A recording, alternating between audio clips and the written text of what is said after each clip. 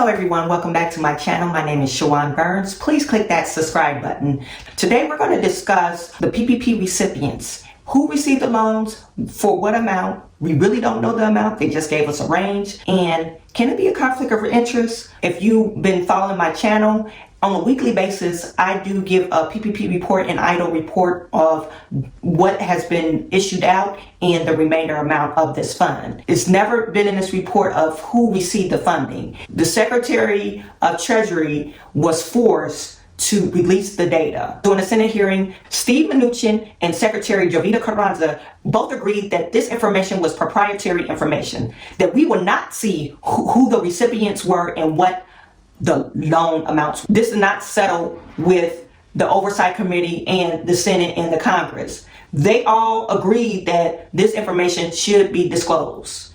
And they were supposed to disclose this information on Thursday, but we received the information yesterday. And shockingly, to reveal that some of the bigger loan amounts were, and some of the first initial loan amounts were for people that had direct relationship with government officials, with the White House donors, and some of Trump's friends. Now, SBA, when they issued this document, the loan amount, it has a range. They have a range: 300,000 to 1 million, 1 to 2 million, 2 to 5 million, and 5 to 10 million, and anything under 150,000. Okay, so they didn't release the exact loan amount. Also, they released a statement. They wanted people to know PPP loan data is not indicative of loan forgiveness or program compliance. A small business or nonprofit that is listed in the publicly released data has been approved for PPP loan by the delegated lender. So they're saying that, hey, SBA had nothing to do with approving the process of these loans, okay?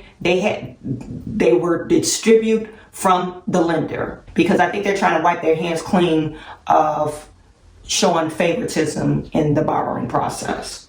It was revealed that in this loan amount that 27% of the loan value was $150,000 or less. So that's about $149 billion. About 82,000 loans were about $1 million or more. Okay. Now, we can't say a small business owner doesn't need $1 million or more. We can't say that, because if you have 499 employees, you probably do need $10 million, right? If you have 500 employees for the next, I think it was supposed to be for 2.5 months. Okay, so they probably needed more if you have about 499 employees or 500 employees or less. Okay, so we can't say that. But the issue is that PPP was not clear, or on their oversight of issuing out these loans, they were not clear about who should receive the loans. There were not enough layers of protection of what to ask and who disqualified themselves. And so we have this. We all know that Planned Parenthood received a loan. Planned Parenthood was disqualified for the loans. They should have never received a loan. 43 of Planned Parenthood received about $65 million to $150 million worth of loans. Kushner Hebrew Academy in New Jersey is supported by the Kushner family, was approved for $1 to $2 million loans just in 8 days after the loan program was created. Easy Liability is owned by a billionaire, Kanye West. He borrowed $2 to $5 million worth of loans. Clay Lacy Aviation, a private jet company, received the loan between $5 to $10 million.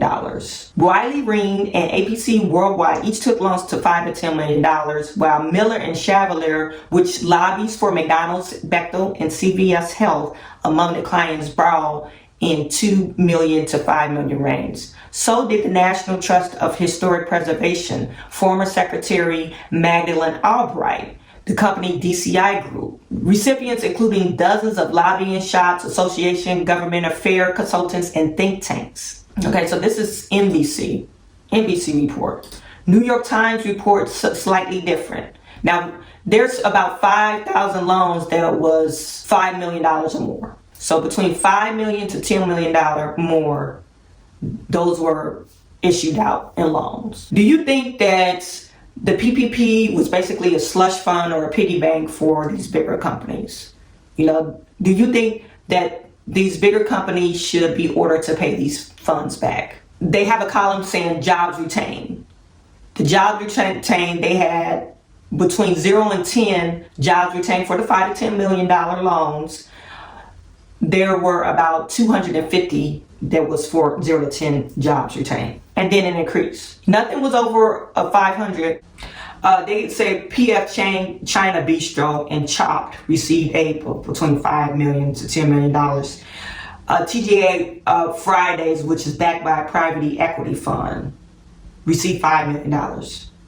So they were saying that Trump's longtime attorney received a loan, several recipients in the Trump Tower received the loans. And these are all hedge fund management companies, real estate management companies, lawyers and stuff like that. They did take advantage of the PPP. Some restaurants that's located in Trump International, they took advantage of the PPP, about 100 to 350,000.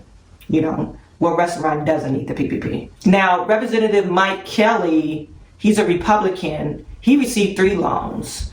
Mr. Kelly, a multimillionaire, owns Mike Kelly Automotive, Mike Kelly Hyundai, and Mike Kelly Automotive Group. So he owns 3 companies, and he received $150,000 to $350,000 worth of loans. And what he said, yeah, you know, we took the loans because we had to stay in business to sustain the employees. So Transportation Secretary Elaine Chao, the wife of Senate Majority Leader Mitch McConnell, received $350,000. One of the things of the conflict of interest, you know, your husband has a way to write in the legislative to basically show privilege to your business, you know? So is that a conflict of interest? And if you guys remember when they had several companies back in Obama era, when the economy was bottomed out, and some companies, larger companies, took corporate bailouts, and instead of retaining jobs and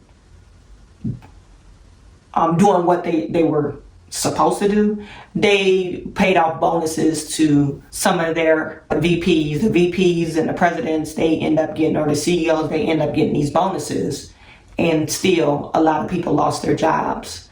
Also, some of these bigger companies, they invested, you know, they start buying short sales, and they end up making money off of government funding.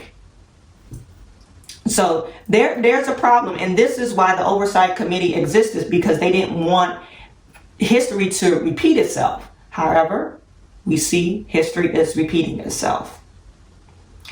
The firm raises Mr. Trump's re-election campaign. Republican National Committee received alone more than $1 million, according to the data set, while the company that produces Trump political advertisement received $350,000 and $1 million. So did a consulting firm started by President Barack Obama, former campaign manager Jim Messina, one of Hillary's Clinton campaign in 2008. You see these consulting firms, you know, these people, to me, they have businesses, so we can't just say the government is their sole moneymaker. I mean, they do have employees. So I don't know how I feel about that. Now, the preparatory school of Brett Kavanaugh and Neil Gorsuch, where they attended, received between $2 million to $5 million. You know, I have a problem with that, because when I went to my kids go to private school, they didn't stop the payments. We still had to pay. So why are they receiving funding? You know, we still had to pay tuition. They didn't say, oh, your tuition is forgiven. We still had to pay it. Even Harvard received funding, they had to pay it back. It has a large endowment. So why are they receiving funding? Another thing that I read in this newspaper, that 40% of African American businesses were shut down because of the pandemic. Closed permanently. I mean, if Congress and the Senate really wants to save Black-owned businesses, they need to approve people, you know. A lot of time, the mom and pop shops, you know, we pay people under the table, or we do a 1099. So PPP is probably not advantageous to us anyway. We can't use it on nothing. We can't use it on, I mean, especially if you operate out of your house, what are you going to use it on? So there you have it. What do you think about the information I just presented you? Do you feel like these $5 to $10 million in loans should be really disclosed to exact loan amount? And if you feel that way, how should the SBA determine whether that loan should be paid back? Is there a conflict of interest? The lawmakers that made the law for the PPP, should they be disqualified of receiving these loans?